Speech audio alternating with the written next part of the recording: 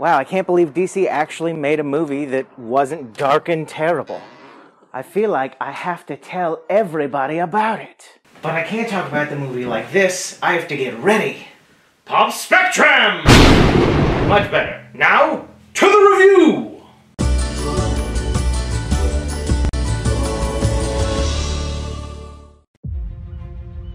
Billy Batson, I choose you as champion. Say my name so my powers will become yours. Shazam.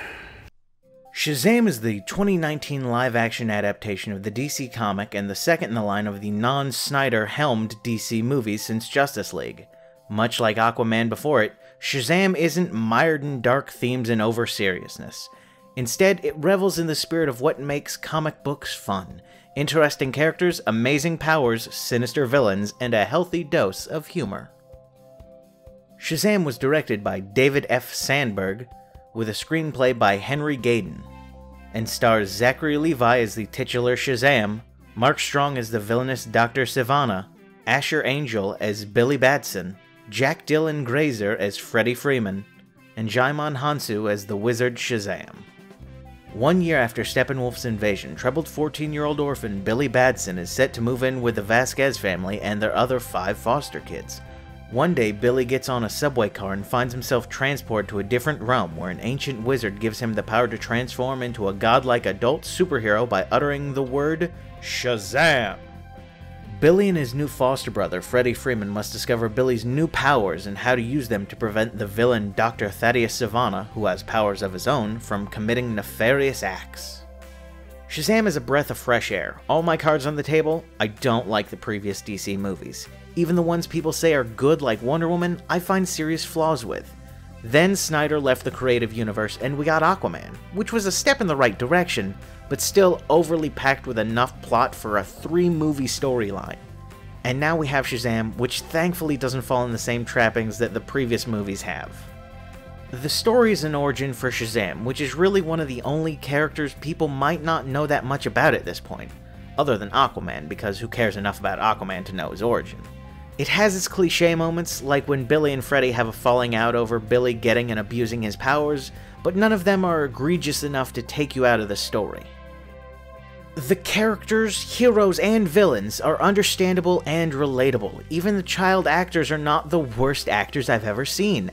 Asher Angel as Billy Batson is a healthy mix of modern-day angsty teenager with comic Billy's heart of gold and good intentions. He isn't always right and he makes bad choices, but his underlying motivations are clear and relatable. As opposed to comic orphan Billy, movie Billy is on a search to find his missing mother, so his character can come off as a jerk on occasion without being a deplorable person. Mark Strong as Dr. Thaddeus Sivana likewise is an interesting villain whose motivations make a lot of sense and are directly influenced by the character of Shazam. I only wish we could have spent more time with him to really understand or differentiate his power set from Shazam's. Jack Dylan Grazer as Freddy falls into a good mix of best friend's sidekick, while establishing himself as a different kind of teenager than Billy. Where Billy is more isolated and reserved, Freddy comes off as quirky and open. He's the more knowledgeable of the two when it comes to superhero trivia and helps Billy understand his newly acquired powers in a fun series of events that the trailers milked the hell out of.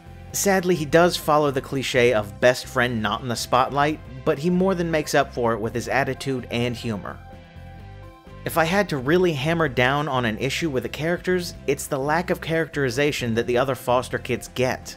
Aside from Billy and Freddie, their foster siblings are given about one character trait each and not really expanded on much after that. To the point that when one character who's made her presence very noticeable by speaking a lot is sworn to silence about Billy's powers, only for her to almost disappear completely from the rest of the movie. With how important these characters are supposed to be to Billy and eventually the Shazam franchise, they're given almost no character. Shazam is set in Philadelphia, Pennsylvania, and was shot in Ontario, Canada, and I had no idea it wasn't America. What else can I say? It's shot nicely, but it's the concrete jungle. The effects were perfectly serviceable, maybe not the best, but certainly better than they could have been. It's meant to wind, like a river. It comes and goes. Get that shit out of here! But with all of that said, I have to say I love the movie. Shazam is what Superman should have been from the beginning. A good-hearted hero trying to find his place in the world. Not a depressing, dark story of isolation and your dad walking into a tornado. So I can only see this as a good first step into making the DCCU much better. Yeah, good steps. Shazam gets 4 pops out of 5. Be sure to go see it when it opens up in theaters April 5th. Be sure to like, share, and comment on this video, as well as subscribe to Pop Spectrum. Thanks for watching!